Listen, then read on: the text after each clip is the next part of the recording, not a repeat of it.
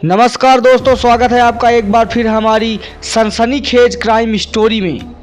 आज हम बात करेंगे उत्तर प्रदेश की सियासत में मचे हंगामे की। एक ऐसा मामला जिसने पूरे देश का ध्यान खींच लिया है। यूपी के पूर्व मुख्यमंत्री और समाजवादी पार्टी के दिग्गज नेता माननीय अखिलेश यादव को खुलेआम गोली से मारने की धमकी दी गई है। जी हाँ, आखिर कौन है इसके पीछे, क्या है इस धमकी का सच, चलिए शुरू करते हैं। देखता रहूंगा, मैं गोली मार दूंगा जाके अखिलेश यादव को। बोले आके ये तो बड़ा बयान दे रहे हैं आप काफी, लेकिन गोली अगर पुरुषों से अटकेंगे, पुरुषों से अपमान करेंगे कोई भी। हाल ही में सोशल मीडिया पर यही वीडियो वायरल हुआ जो अभी आपने देखा, जिसमें एक शख्स खुलेआम अखिलेश यादव को गोली मारने की धमकी देता हुआ दिखाई दिया। ये वीडियो इतना वायरल हुआ है कि यूपी पुलिस से लेकर सियासी गलियारों तक हड़कंप मच गया है। लेकिन सवाल ये है कि क्या ये सिर्फ एक सस्ता स्टंट था या इसके पीछे कोई गहरी साजिश। सूत्रों के मुताबिक यदि माने तो ये धमकी देने वाला शख्स कथित तौर पर करनी सेना से जुड़ा बताया जा रहा है।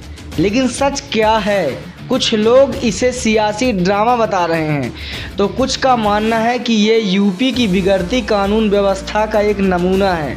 जी हाँ, आखिर एक पूर्व मुख्यमंत्री को ऐसी धमकी देना कोई मामूली बात तो नहीं है। अगर हमसे टकराया तो हम उसे छोड़ेंगे नहीं, और जो हमारे धर्म में आएगा हम उसको कभी भी अपना नहीं बना के रखेंगे, कभी भी जिंदगी में उसका स्वागत करेंगे। पर यादव जो है वो माफी मांग ले जाके, नहीं तो हम लोग ऐसा कर्म करेंगे कि कुछ नहीं बचेगा शरीर का। हम वो ताकत रखते हैं, पर कहना क्या है कि हमारे जो पुरखों का जो अपमान करेगा तो हम सहन नहीं करेंगे। सपा सांसद के बयान को लेकर आपकी क्या मांग है? मैं तो सभी को अच्छा मानता हूँ, पर जो हमारे बुराइयां करेगा राजपूताना का, हम उसको कभी नहीं छोड़ेंगे। पर नारेबाजी भी चल रही है, क्या नाम है आपका भैया? प्रताप सिंह, कहाँ से हैं आप? डिस्ट्रिक्ट लखीमपुर खीरी। तो आज आप यहाँ पर पहुँचे हैं प्रदर्शन में, क्या कुछ आपकी मांगे हैं?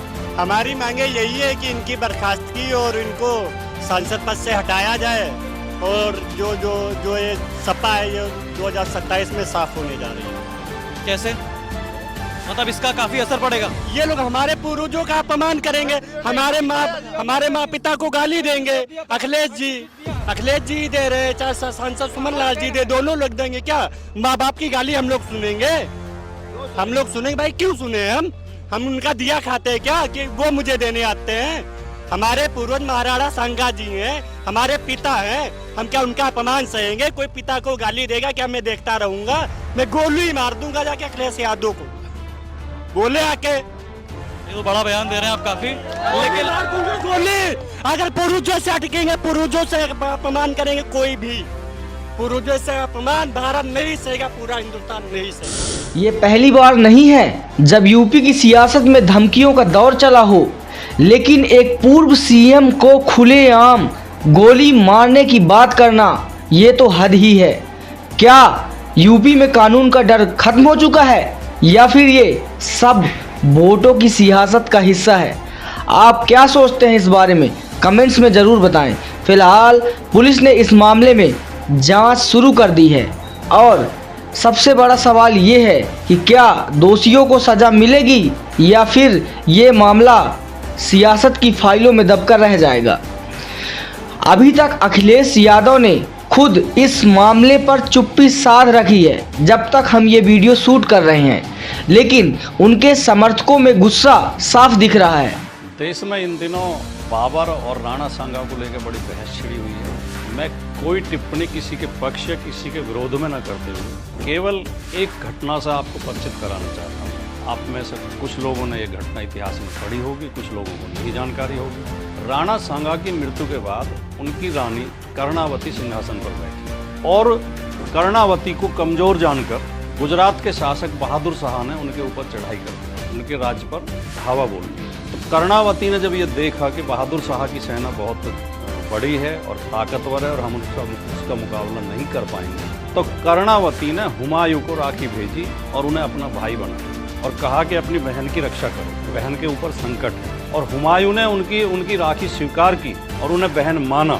लेकिन हुमायूं कहीं दूर घिरे हुए थे, उन्हें पहुंचने में, मेवाड़ तक पहुंचने में समय लग गया और तब तक कर्णावती ये सोच करके हम हार जाएंगे, कर्णावती ने जौहर कर लिया, कर्णावती खत्म हो गई। लेकिन हुमायूं ने फिर बहादुर शाह से लड़ाई लड़ी, अपनी बहन मुगोली बहन के राज्य को मुक्त कराया और कर्णावती के नाबालिग बेटे उदय सिंह को सिंहासन पर बैठाया, गद्दी पर बैठाया। ये हुमायूं कौन था? ये बाबर का बेटा था। ये कर्णावती कौन थी? ये राणा सांगा की पत्नी थी। जिन राणा सांगा और बाबर को लेकर हम बेवजह लड़ रहे हैं, शत्रुता पैदा कर रहे हैं, उस राणा सांगा की पत्नी कर्णावती ने उसी बाबर के बेटे हुमायूं को अपना भाई बनाया था।